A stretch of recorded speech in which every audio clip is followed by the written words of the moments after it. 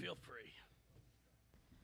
Jeff, seemed like rebounding was the game changer tonight. When Virginia was beating you guys on the boards, they were up. When you guys were beating Virginia on the boards, you were up. Just talk about just that battle and how much that really affected you guys, or why some of those rebounds weren't able to go your way. Well, first you've got to give a ton of credit to Virginia. It's a ball club that we told our kids that this was a team that's playing really good basketball right now. This past month, they really compete. They play hard. Cameron Taylor in the post is a load. I mean, she whooped us last year at their place. We were just able to come out with a win, and considering the fact she played 25 minutes and scored 22 points in those 25 minutes, it's pretty impressive. She was extremely efficient. She hurt us on the offensive glass, and we have to get more rebounding from our guards. I mean, Sid just played 27 minutes and didn't get one rebound. I mean, you can't do it. She had 4 at Georgia Tech, so I know she can, but our guards have to be willing to get in there and get dirty and rebound. It's, Nyla's in there working, O's in there working. Riss had 6, which is great for her, and Kiki had 10. So, great for that. But we can't have kids that are playing 20-something minutes a game and not figure out a way to get a rebound. It's inexcusable.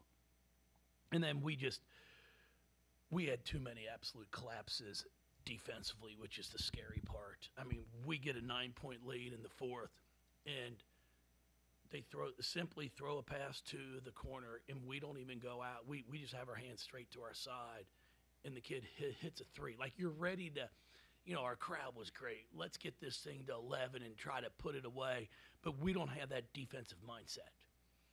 And I challenge him. I challenge our toughness. And, I'll take responsibility for that. I just got to figure out a way to push them harder so they can understand how hard you have to play and how tough you have to be. Because everybody in our league, I've said it all year, I mean, if you just look at Virginia's scores, they could easily be 10-6 right now in this league. I mean, 3-point game here, 2-point game there. So you can't take anyone for granted. And then I'm telling you, we switched up how we were guarding the Horns action at the top. For the last quarter, we're zoning and going over. We got to get over it because they were killing us on the switch. And, it's a tie score, and we switch it. That, for some reason, now only one player switches it. Everybody else is doing what they're supposed to do, and then I got to call a timeout. And I'm like, how do we guard this? Oh, we're switching it.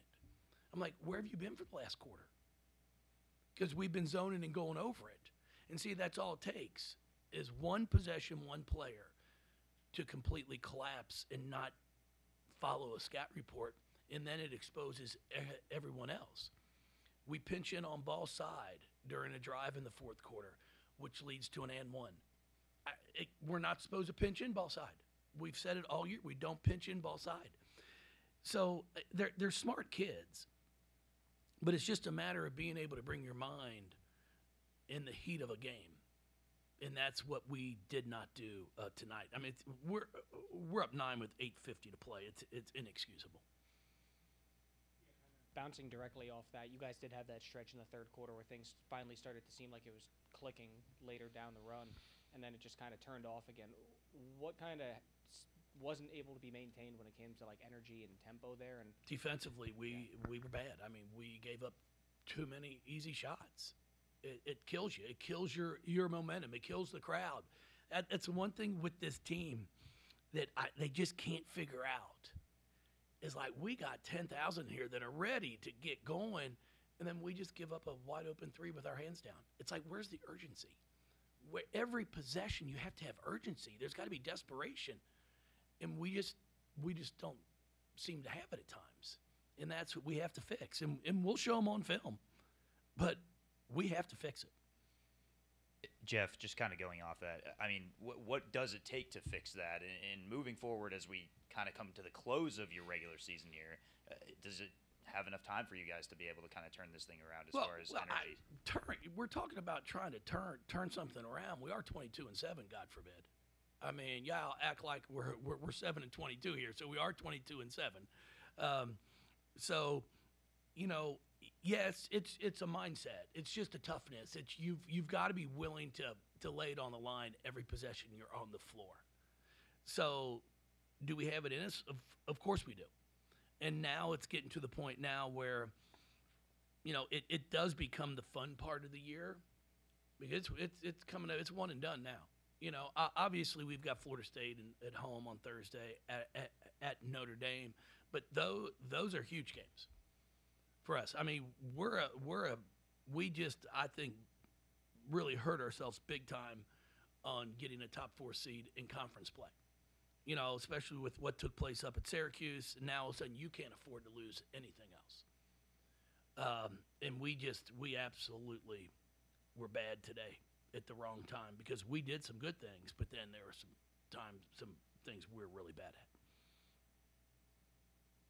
Jeff, you've talked about developing that toughness and just kind of trying to get them to have that pride. Do you feel like there are other ways to do that, or I guess how do you kind of evaluate and just try to figure that out? Well, it's personal pride. I mean, if you don't have personal pride as a player, then I mean, so I've got to appeal to their personal pride. Of like, if this doesn't hurt, if you're not embarrassed, I can't remember the last time we lost back-to-back home games. I mean, I don't know if it's been 10 years. So, like, to me, like, if that doesn't bother them, then that's a problem. Like, that's personal pride. See, it bothers me. And I'm hoping I can appeal to that personal pride to hopefully see some fire in them. Because Thursday is going to be a battle. Florida State is going to rip and drive that thing right down our throat. I mean, we sat there and said, Paris Clark drives left. Paris Clark drives left. Yep, she sure as hell did. Drove left and shot layups. At crunch time, too. We're up 2. We got to come up. We just let her drive left and shoot a layup. So there's personal pride there. It's like, I'm not letting you do that. So I'm gonna appeal to that, and hopefully that will get somewhere. Following up on that, is it concerning for you at all to still have to appeal to that personal pride? Well, I just think it's the way it is. I mean, it's you always are appealing to someone's pride of like, hey, are you willing to do this? If it's academically, basketball, whatever it is. But no, I mean, is it something as a coach I'd rather be just able to coach X's and O's and strategy and, you know, like what game plan are we putting into play, knowing they're going to play hard. You know, O got in foul trouble, which really hurt us at times because she's so good at the defensive end of the floor. And then, I mean, we all got spoiled with Koss. You know, for 5 years, Mikasa Robinson was the best defensive player that we've had here in a long, long time. And that's because she guard her man and everyone else's man. Because she understands, she had such great instincts. If you got beat, she'd cover up for you, tell you exactly where to go. We miss that. Again, we're scoring enough points. Now, granted, tonight we end up with 68 here. We had a terrible fourth quarter. But we've been scoring enough points. But it's just the fact that we're not coming up with stops. We gave them 26 points in the fourth quarter. I mean, terrible. Coach, just talking about kind of the final 2 minutes of that game and how your team handled those final minutes. What was the approach going into it, trying to make that comeback? And, of course, you guys came close to pulling it off, and ultimately at the end didn't end up working your way. But what kind of was that approach going into it? Well, I mean, you're trying to win. You know, that was the approach. I mean, we're trying to make sure we get good shots. We come up with stops. But, again, it's 61 all with 4:28 to go. We miss a shot off an out-of-bounds play that I think we almost shot it over the backboard. I never seen anything like it. I was like, what just happened? And then they come down and run their horns action, and we don't guard it correctly, and the freshman hits a huge three. And now all of a sudden we're down 3.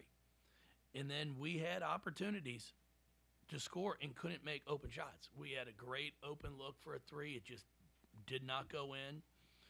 they end up scoring, then we cut it back to 3 and give up a layup, trying to press, trying to create some tempo, cut it back to 3 again, and then we run a set play trying to get a throwback for a 3, and we penetrate too far, so we get stuck. But then we throw it out, and we just didn't see our teammate, for a wide open 3, which, if it goes, it ties the game. But that's part of knowing the game. That's knowing the score. It's knowing the situation you're in. So we've got obviously you just get back to work. I mean, it's a crazy thing about this. We're back at it tomorrow. We play on Thursday. Turnovers were not a huge issue in this, but there were about 4 right in that stretch where you got up 9 and twice, and one's a walk where they come from across the court and call. But is it? And I can't remember with all of them, but is it a matter of guard play some and just assessing and calming people down, or what what needs to happen in that situation when a run is kind of building on the other side? Yeah, you've got to be able to take care of the basketball and make a pass. You got to step to the ball. You have to be willing to pass fake. Things that we just didn't do. I mean, we had the thing at 9 with 8 minutes to go. Actually, with 7:37 to go, and then we give up a 3. They cut it to 6. Then it's 60-55, and just it was bad. I mean, we just you look through it, and our problem right now is when we struggle offensively, we struggle defensively. Our identity is all on offense, and that's not been what the teams have been here in the past. If we didn't score, you weren't scoring. And we've got to figure that out. Our toughness at that end of the floor has to improve. And we're going to talk about it. We're going to drill it. We're going to keep pushing it. But, yeah, I mean, it's just what you said. I mean, it's 5 minutes to go. We're up 2. Travel. Media timeout, the layup going left, they get, and then just breakdown after breakdown at the defensive end. And that's what we have to fix. But, again, they're great kids. I mean, I truly mean it. I mean, I love coaching them, and I've just got to figure out a way to get them tougher.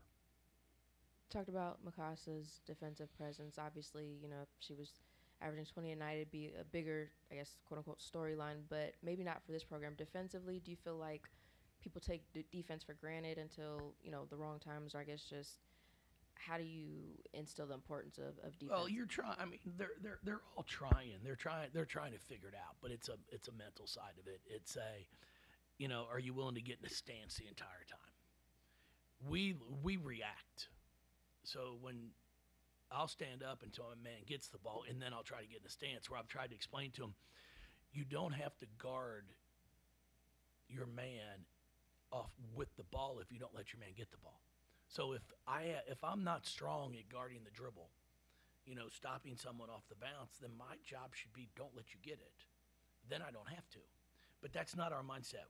We stand up, and then when they get it, we try to, and then we end up getting beat at times. So just trying to get them to understand the urgency throughout an entire possession.